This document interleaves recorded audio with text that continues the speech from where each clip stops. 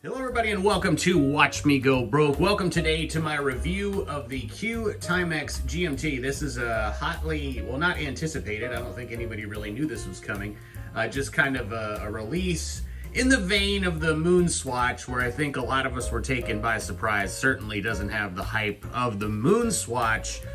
However, this is a pretty interesting offering from Timex. So I guess my review today is this watch the Timex Q or the Q Timex Killer, the regular version on the left there that you see? Is this gonna kill this watch?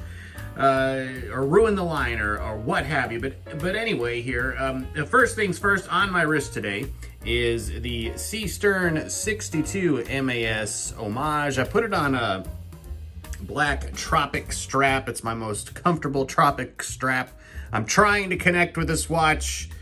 You know, it's growing on me. And here is today's watch. This is the Q Timex GMT. I did an unboxing video if you saw it earlier in the week, so I've only had it a few days. I wanted to make sure, you know, that I gave it some time before I started, you know, giving you guys an honest review of it. Not a whole lot of reviews out. I think I kind of, you know, there probably is now by the time this video is going to be posted, but yeah, I just wanted to give my thoughts and opinion on this timepiece. So you've got a 38 millimeter case, a thickness of 12.5 millimeters, lug to lug of 44.5, so pretty short, and that is true. There's no protruding end links or anything, so you're going to get that true 44.5 lug to lug.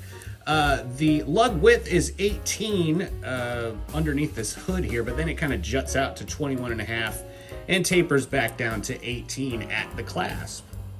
And zooming in on the dial, it is a good looking dial. It is a kind of a matte black. It almost looks glossy in certain lights, so it's kind of an interesting way they did the dial there.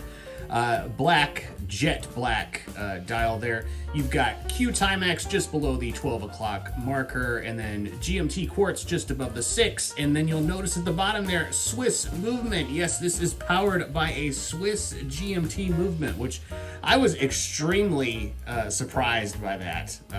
I think, you know, for the price, which is $219 for this, the regular Q is $179. That's not a huge jump for a GMT and a Swiss movement in there. So that's why I'm saying, you know, it's not like you're paying $200 or $300 more for this. So is that little bad boy over there gonna take a dirt nap? We will see. And you've got all applied indices. That is different from the Q. The regular Q, on the regular Q, they are printed. Let me say regular Q one more time. Regular Q, regular Q, regular Q. Framed date window at the 3 o'clock position. And you will notice that the second hand does hit the indices all the way around the dial. So that is cool. I'm aware of another quartz watch that's Swiss made that can't pull that off. I wonder which watch that is. If you're a fan of the channel, I think you know the watch I'm talking about. But hey, if a Timex can do it at $219, yeah, let me not go down that road again. So the bezel is a 24-hour GMT bezel. It is just a friction bezel, so you can go this way and that way. It is bi-directional, just like a GMT should be.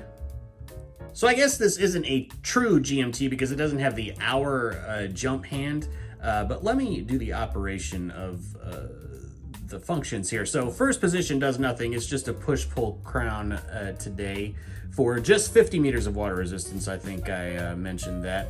So let me pull it out to the hacking position, and it does hack. You'll notice the second hand stopped.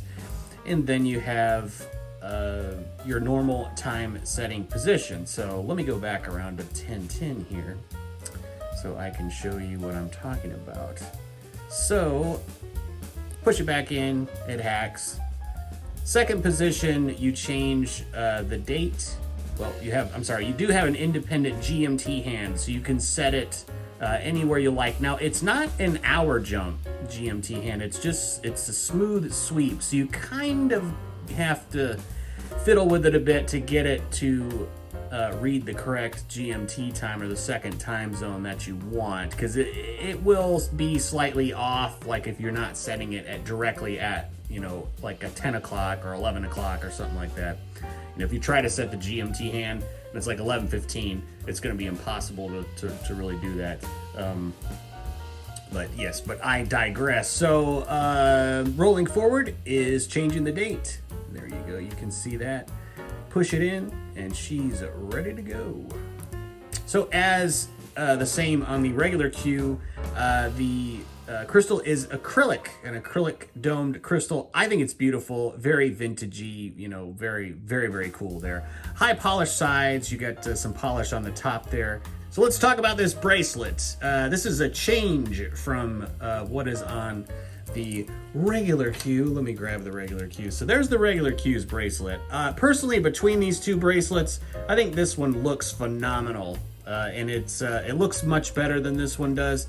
But again, this one does rip out your hair if you're a hairy guy. This one doesn't. Haven't had that problem at all. But the bracelet, again, is 316. Well, I don't know if it's 316, but it is stainless steel as well. It is friction pins, so it's just, you're going to push those pins out, pop them back in. Very easy to size if you have the proper tool there. The clasp, you know, is kind of, I guess, the biggest gripe about this watch. But again, you know, you're sticking with the vintage style. It is just a folded metal clasp, so really nothing to write home about. But I like the way it looks when it's closed. It's sort of that nice fine line, almost like you'd find with a butterfly clasp. You've got Timex etched into the clasp there. I think it looks really good. I think the bracelet for what you're getting here is really pretty good. I mean, technically it's an upgrade from what is on the regular Q, and you also have quick release spring bars. But let's take a look at the Caseback. So the Caseback is nothing to write home about. It is screw down because you've got those 4 screws that hold it down. A little battery compartment there that tells you the battery as well, the battery number that you need to get. So that's awesome in itself. So you're going to be able to change the battery yourself. Then you've got TW2, I don't know what that is, I guess maybe a serial number, assembled in China, all stainless steel, water resistant, 50 meters, and you can get a closer look at those quick release spring bars there, which is really cool because I have a feeling you're going to be changing this bracelet out. And the crown is signed with the Q. So let's go ahead and check out the Lume. Well, the Lume on first light is pretty good, but the indices fade pretty quickly. The hour, minute hand, and the GMT hand, they hang on pretty well, but this watch is not going to really impress you as far as the Lume goes at all. So looking at the regular Q and this side by side, obviously the dial color is different. The coloring on the bezel is also different. It's a bit lighter of a blue on the GMT version, and the red is a slightly different shade. But the red you can't really notice that much, but the blue you really can. It's much brighter on the GMT. Of course, you've also got a different color dial. The dial's blue on the regular Q, black. You've got applied indices on the GMT, not that way. Red secondhand on the Q Timex. But I guess the big question is, will this kill the Q? I don't think so. It might kill this model because I think most people bought this model because it gives you some major GMT Master vibes, the Rolex GMT Master, and that is why we got this watch. But now you can get this watch, which gives you perhaps even more of a GMT Master vibe. I don't know why you would buy this over this. I really don't. I think, you know, this could possibly go by the wayside. Now, there's a lot of colors in the Q Timex lineup, you know, that are much different looking, and I think those are safe. But sales on this one probably will go down, although that bracelet is pretty cool. I think I'm probably going to switch the bracelet from this one to this one, and, you know, give it even more of a vintagey flair. But I think for the price, I think the price is okay for what you're getting. Should it be a little cheaper? Perhaps. I mean, the watch, it looks good. It's not heavy or anything. You know, I wouldn't say you feel, you know, major quality with it, but I think it's giving you such a a vintage vibe that, I mean, it's just fun. It's just a great watch. I think these are gonna sell through the roof.